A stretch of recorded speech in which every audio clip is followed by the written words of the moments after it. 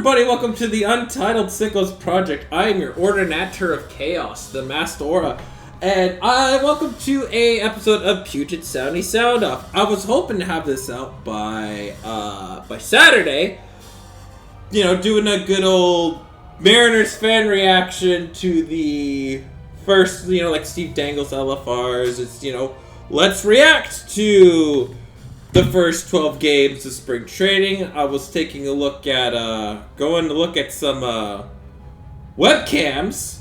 I was looking at Best Buy to see if there was, you know, just a simple webcam that was able to record in 60 FPS. That was, you know, relatively good money. It was $200.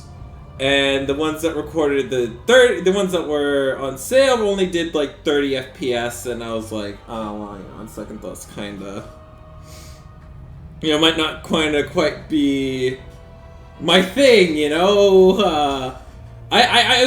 Don't get me wrong, I'm not right. If I was in a position to like splurge and get a webcam to talk about the Mariners sports, I would. And then ended up trying like a bunch of other things, but like, none of them really necessarily worked the way I wanted to work, so it's, I guess my simple webcam investment is going to my annual subscription of buying MLB The Show.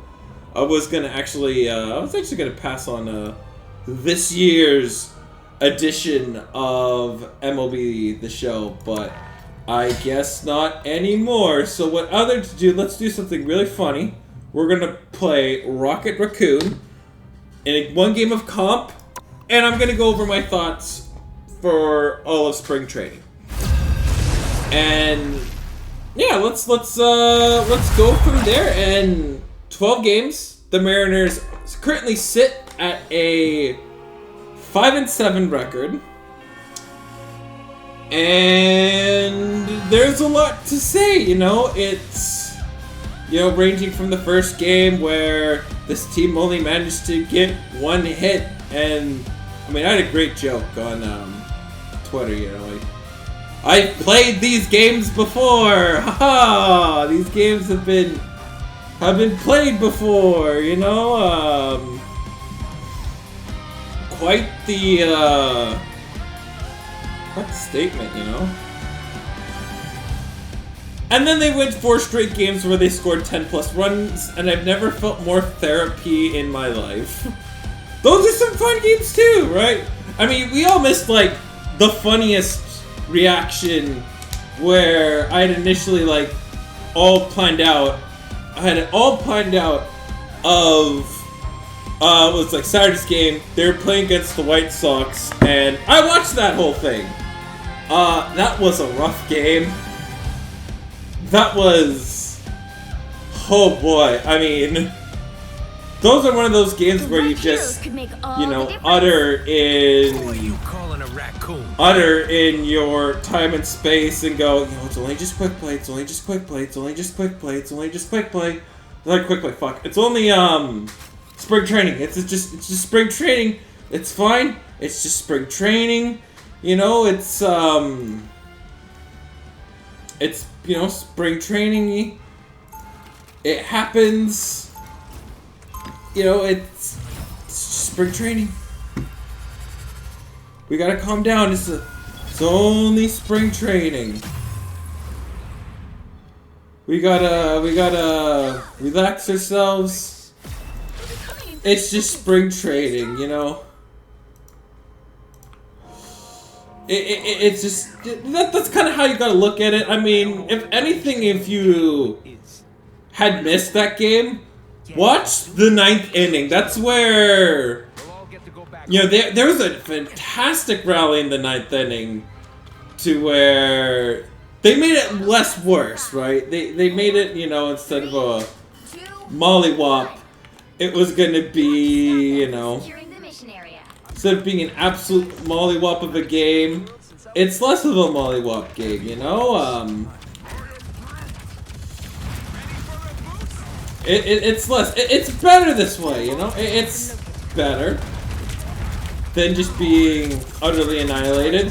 And it shows some really good things. I mean, if anything, you want to look at really the at-bats of Phil Selstein. Like, this guy is going to be an absolute unit on the field one day. Like, he's been hampered by injuries for, like, the past year, so, like, we really didn't get to see him. Like, had he been healthy, I think, at the end of the season, we probably would have seen him in Modesto after the American Complex League, but I guess they wanted to be safe, wanted to make sure that he was all rested, because he's going to be in Modesto this year. I think Modesto, yet again, is going to have another relatively, really good team. Again, like, you should have seen, like, the first team that they had in the first half. They were a fantastic team. They were pretty good. Like, look at their record. Like, if you ever have the time, go look at how good, like, the Mariners Complex League team was. That was a great team. That was a fantastic team, playing there. That was a good team. Like, a really great team. That's there, and that should be really exciting. I mean, that also featured players like Ty Peets and Johnny Formilio and Lorenzo Montoyas and Michael Arroyo. So, like, there are certainly guys that were on that team that absolutely deserve an absolute look at. So you just gotta take a little that absolute what to look, and it's where it's like, you know, it may not be the end of the world for in terms of hitting, but, like, you know, it's coming, right? Hitting is coming soon. It's gonna take a bit, but it is coming. There are certain things that people should really make note of. And I think one of the prospects that we're seeing relatively just a lot of is Ty Peet. We've seen a lot of what Ty Peet has been able to do, and he's looked really good this year. Like, he is somebody that has looked really good, he's really mature in his ABs, and you know, I don't know what the best part is. He's only 19. I could see him eventually rocketing into one of the top prospects in the farm system, but it's just his farm system is so stacked. Like, I've seen a lot of him playing in the outfield. So, you know, it's good to see all the, you know, it's good to see, you know, it's good to see what this team's been able to do, what the guys been able at spring training, and I mean, the big thing, especially I've been watching it at, is, you know, the players. Seeing how, you know, how close we are to, you know, going like, hey, we should not be really worried about this in terms of ball. You know, in terms of, you know, in terms of baseball prospects, it's, you know, it's always good to look at, you know, who don't we really need to be relatively worried about in terms of, you know, hitting. Because, I mean, what was the biggest theme for the Seattle Mariners last year? It was their sheer inability to hit the ball. They were 29th ranked in all of baseball last year. They probably like the 29th ranked hitting. It was like the one below that was the White Sox. They had the worst hitting overall. It was not a good hitting. This team couldn't hit for worth a damn. Like, we all know that. We all know that there's struggles among hitting. We all know there's struggles on hitting. They couldn't hit for anything.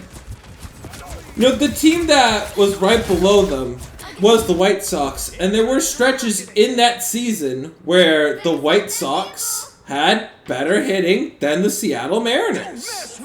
So it's just, there's stuff just to note about too, right? There's there's hitting that's on its way. There are a lot of really good prospects that we get to see play in these games. You know, there are a lot. Like again, Michael Arroyo, who is currently with the Colombian national.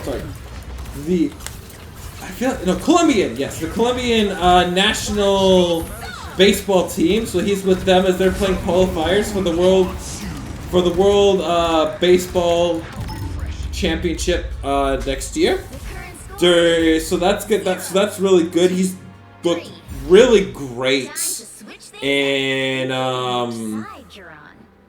it's looked really good. He's gotten a couple knocks for the Colombian baseball team, so that's really good. It's really good. He's done really well. They're they should be able to qualify for the. They should be able to qualify for that, but so yeah, should be good for him. Really good for him. In terms of other prospects, there's also Cole Young, who currently has been solely purposed as a DH. He has gotten some tweaks. Yeah, sorry, he's a little bit. He's not at 100% at the moment. He is able to take plate appearances, but they're not making him play in the outfield. And that's kind of like we're gonna see a lot of Cole Young. Like once we see a lot more like roster cuts right now.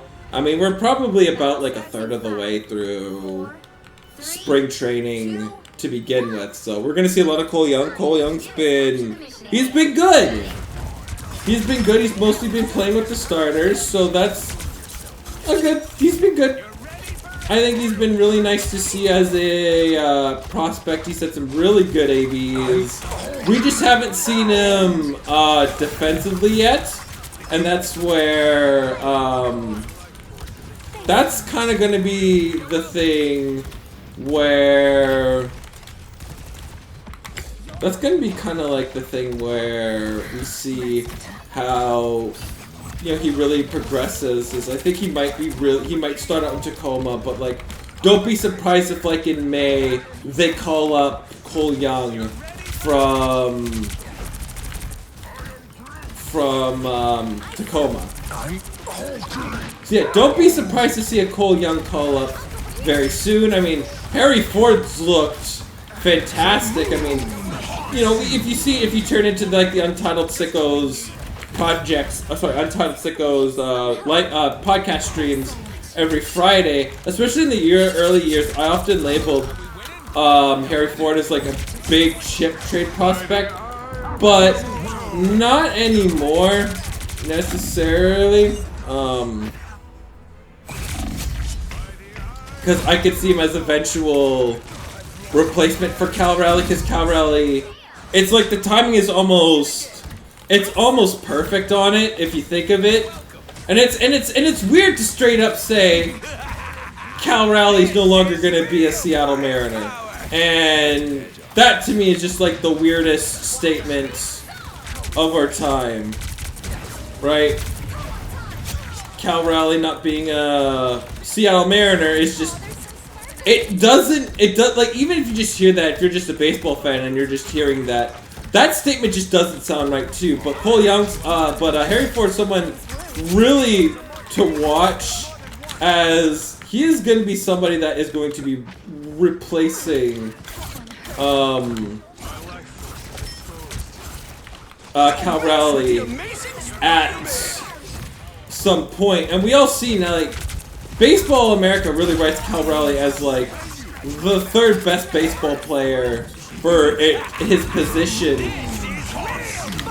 and the fact that it just sounds like utter ludicrousy to say that, hey, Cal Raleigh is going to be playing somewhere else. So, it's just ludicrous, but that's why Harry Ford is still here.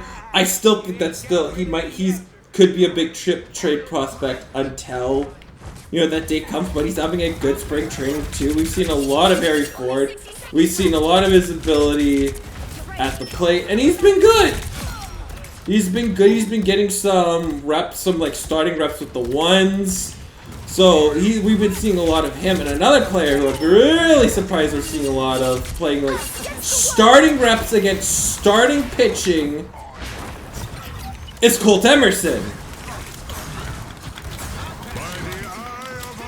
That's right. Colt Emerson, guys, has he's had a good chunk of his ABs against high-level pitching. And high-level pitching, what I mean by that is like guys who've had some major league starts, guys in guys who are players in AAA. Like most of his bats have been against those, so he hasn't had a hit yet. But if you've just seen a lot of his ABs that he has had, he's been fighting for that first hit in spring training. He hasn't gotten a hit yet, but he's had really good spring training appearances. Like, he's had a lot of them. Like, he's drawn walks too, right? He's been, you know, hit at the plate. Like, he's somebody to where I'd say absolutely keep an eye on Colt Emerson, as, you know, it's going to be a little bit of a longer time before... It's going to be a while before we see like him really making major. Like, he might be 2-3 years away, right? But, you know, somebody, as terms of what I've seen for the prospects, like, he's done really well, right? Like, we can, like, quickly go over some guys. Like, I think we got around, like, Lorenzo Montoya has been absolutely amazing in spring training, too. Like, the prospects have done well enough. Like, and there's always the sleeper prospects. Like, when is Samad Taylor never gonna be a sleeper prospect? He's somebody that should be in somebody's 40-man spot. And unfortunately, that's just not what the Seattle Mariners right now. Like, he is considered depth at his position. Like, he is like feels like it's excess goods on our team, but he's somebody that you want to keep in the organization. Because, you know, what if Randy Arozarena is not good? What if Victor Rubles had a breakout year, kind of a mirage stint, and then, you know, doesn't bounce back? And then what if, you know, God forbid Julio he all of a sudden flops. Which, I mean, I don't see that happening, but there's just stuff to keep an eye on. Like, they have depth. They have, like, the depth that they've had is, like, think of, like, if you're an outfielder, who you really have to really jump if you're somebody like Samad Taylor. You're going to have to jump Cade Marlowe, you're going to have to jump Mitch Garver, and you're going to have to jump Dominic Canzone.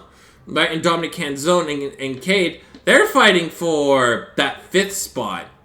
So there's a lot of bats and depth that's in the outfield, but it's all going to be depending upon what we see.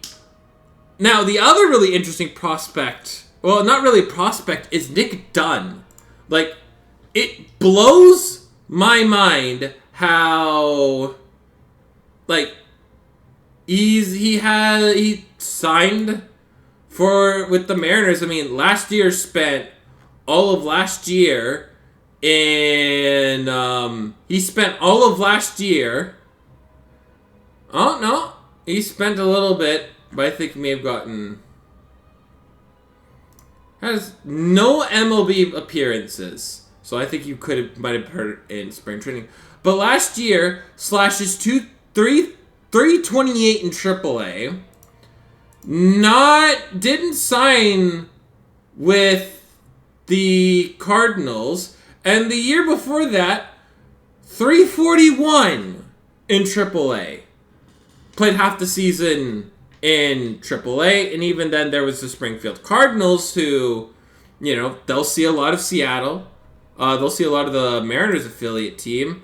Has spent just a long time in the Texas League, and his numbers look good.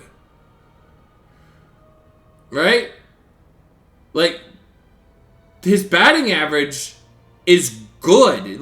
Purely for, a contact hitter, he's really good at what he does, what he is, right? Okay, I might have missed on some stuff. Yeah, 319, 316 last year. He's somebody that is good. He looks like he doesn't strike out a whole lot either. Somebody that can rake, again, it's not the really flashiest things ever, but you look at from a numbers perspective, this is somebody that hasn't really been given a shot. And again, he doesn't have a whole lot of power either, as is even just his whole career since 2018. He's only had 36 home runs in the minor leagues. So, but for somebody that is a contact hitter and a team that, especially looking for the Seattle Mariners, that are just realistically purely desperate for any sort of hitting whatsoever, Nick Dunn is somebody that is a massive sleeper to this team. He's going to start out in Tacoma. 100% he's starting in Tacoma.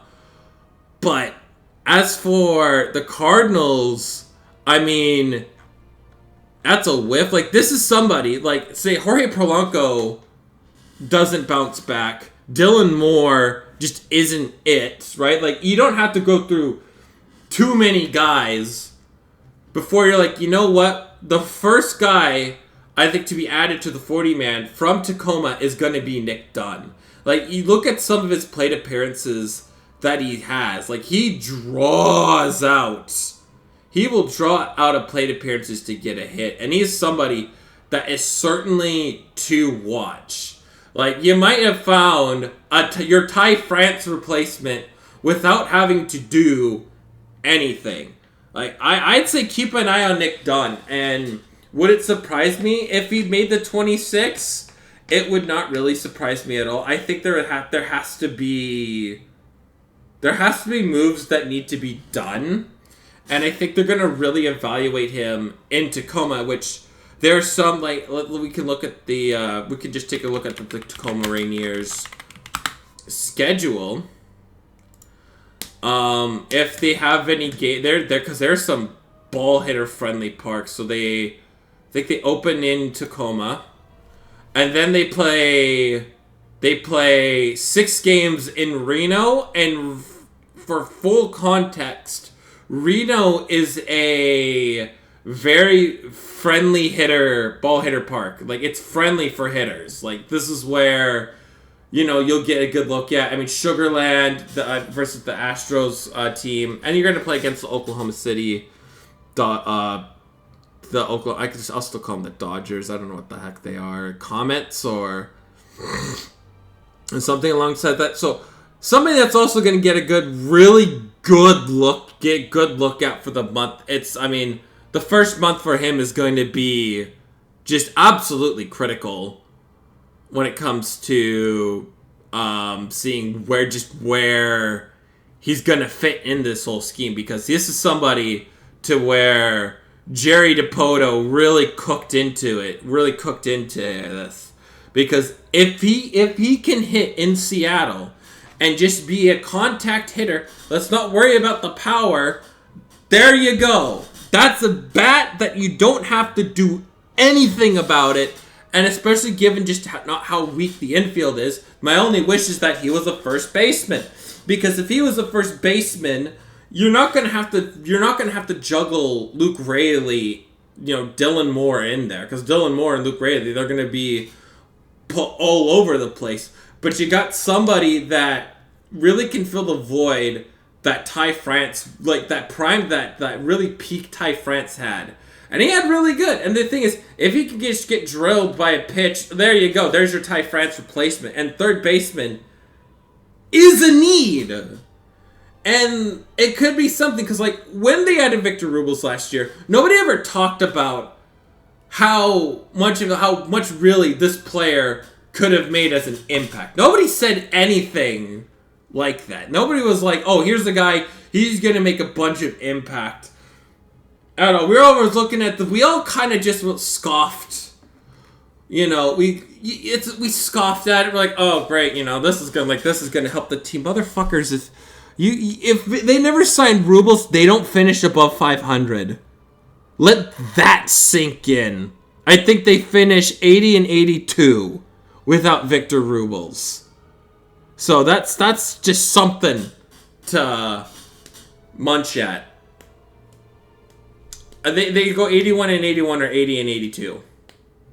That's just, again, an addition that was really good. And usually how these kinds of market teams, it's not the flashiest moves that you make.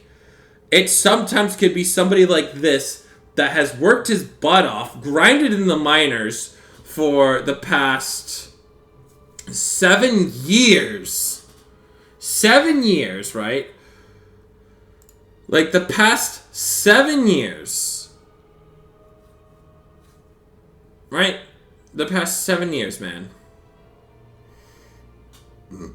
Worked his butt off. He grinded. He's 28 years old. The age is a little bit of a concern, but if you're the Mariners and you're looking for somebody that can give somebody an opportunity in the short term, this is it. Right? Like, there's lots of opportunities in the infield, and Nicholas Dunn might be that guy. That is somebody to watch out for. This isn't the who. It's, you really look at him from down deep. He's a contact hitter. He is somebody is a great middle of the lineup. I think he's just somebody we have to really, really hope that makes an impact. Or who knows? I could be dedicating all this time for absolutely nothing. But so far in spring training, we just have to say this. It's only spring training. It's only spring training. And just say that over and over again. Because at the end of the day, right, when it comes to this team at the end of the day, where it depends upon how you look at it, I'm really happy with the amount of plate appearances that Lorenzaro, Colt Emerson, and Michael Arroyo are getting, because I think probably they might be with the big T-League team for about another week. And then they're going to probably be sent to minor league camp until the breakout league. Is it the Cactus League breakout game? Then they'll get another look at. They're going to get matched up with the Padres top prospects. So that's going to be a real game to really watch. You'll have a really good idea to see where everything is at. Other than that, you just got to really hope and pray that the relievers can do something. I mean, don't get me wrong. We're going to wait another, I don't know, maybe MLB The Show comes out on the 18th. We'll probably do, because opening day is the 27th. And the 26th, we'll have an idea of who's on this team. So we'll probably, I could do one on the day of the 18th, like the day the game comes out in the morning. Because that's also, let's take a quick look at their schedule for spring training. And it is the Brewers at 1.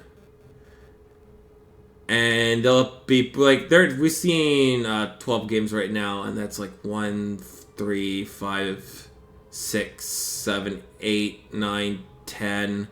Oh, breakouts against the Guardians! Sorry, distracted. Oh, we have our breakout versus the Guardians this year. Okay, so sorry, it's against the Guardians, my bad.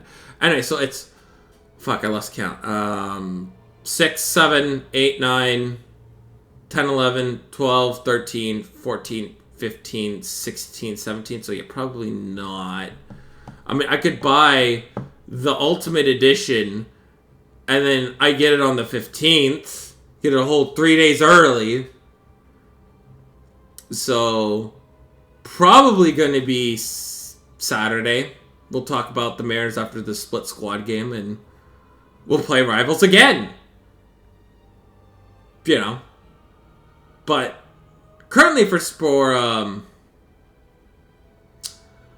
the Mariners, not bad. Not bad for what I've seen so far. I mean, statistically, hitting's really... They've gotten a lot of plate appearances. Hitting's probably about middle of the pack. And they're number 2 in all spring training and runs. So, could be worse. Could be worse. But spring training... It's nice to have baseball back. And spring training is this goofy little experiment. There's only one player I'm really concerned as, like, Dylan Moore hasn't registered a hit yet. But, like, we can get more into that. God damn, next week is spring. Is daylight spring. It's the worst day ever. But yeah, we'll get on the 15th after. We'll do a quick video. And then we'll talk about if I'm concerned for anything. You know? Hopefully I'm not concerned. Hopefully we're okay at the end of the day. Next game is against the Royals at 5. And I hope y'all love the radio. But yeah, shout out to Squadcast. The Mariners cast has been good. Other than that, yeah, baseball's coming. We got real games at the end of this month, so it's something to certainly watch for. Anyways, thank you guys for coming out. See you Saturday the 15th, and we're gonna just see how this, like, we're gonna probably get the conclusion of alright, I mean, let's just take a look again. We're gonna get the conclusion of this prospect game versus the Guardians, which is always a treat. It's gonna be an absolute treat to see. And, you know, the continued progression of the players. So, I mean, again, it's only spring training, guys. Let's calm down. Anyways, take care. We'll see you guys next time.